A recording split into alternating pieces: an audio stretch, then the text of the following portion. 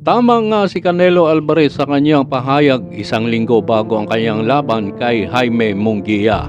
Sa unang pagkakataon nakatikim ang kanyang kababayan ng unang pagkatalo na pinabagsak pa sa ika-4 na round.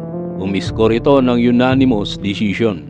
Ginawa ni Alvarez 61 win, 2 losses, 2 draw, 39 knockouts ang pang-apat na depensa sa kanyang hindi mapag-aalinlangan ng super middleweight title.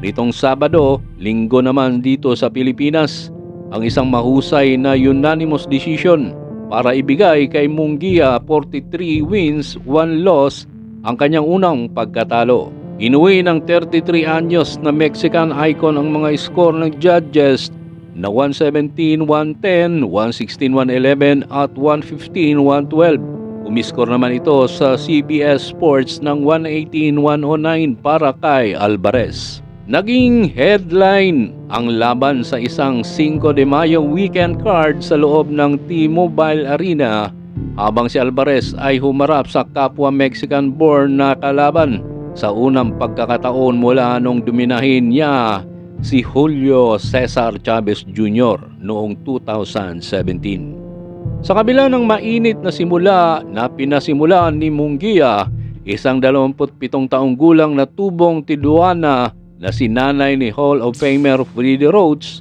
si Alvarez ay pinangunahan ng laban gamit ang magandang right uppercut sa round 4 na sinundan ng isang solidong left hook na siyang nagpabagsak kay Munguia.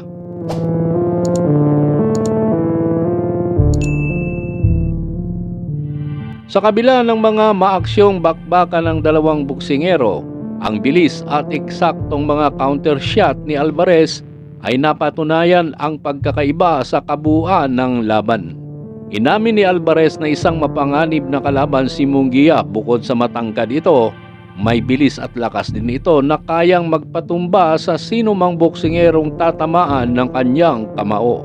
Napanood din ito ni two-time champion na si David Benavides na gusto din ng crowd na makaharap ni Alvarez na hindi matuloy-tuloy sa kung ano-anumang mga kadahilanan. Si Munguia na sariwa pa sa breakthrough knockout kay John Ryder noong Enero ay nagpatuloy sa kanyang evolution sa ilalim ni Rhodes. Ang fan-friendly brawler ay mas matyaga sa unang bahagi ng labanan na tila nakasilip ng magandang simula dahil sa kanyang tangkad lalo na sa round 3 upang paulanan ng malulutong na kombinasyon at mapunta si Alvarez sa lubid. Ngunit sa round 2 ay nagising ito sa isang solidong kanan na pinakawala ni Alvarez na tila naramdaman ang katotohanan na ito na nga ang gabi ng kanyang unang pagkatalo.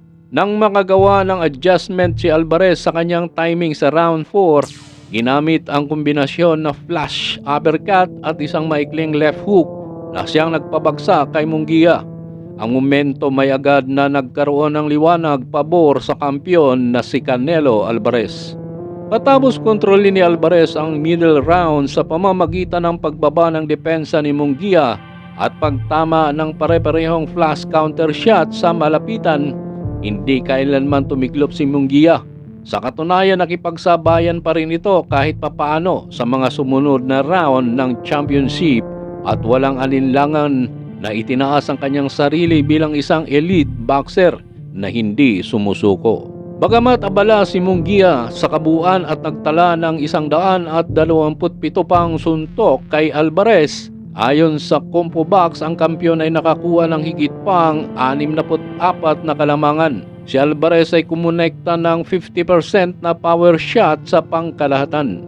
Sa scorecards, 117-110, 116-111 at 115-112 para kay Canelo Alvarez. Ito ay isang unanimous o nagkakaisang desisyon para sa hindi mapag-aalinlangan ng super middleweight champion. Nang ibabaw ang experience ni Alvarez sa kabuuan ng laban, bagamat wala pang talo si Munguia, malamang na ngayon pa lamang siya nakaharap ng isang boksingero na gaya ng kalidad ni Canelo Alvarez. Maraming salamat sa panonood. Sana'y mag-like at mag-subscribe kayo sa aking munting channel. Maraming salamat mga ka-Round 3.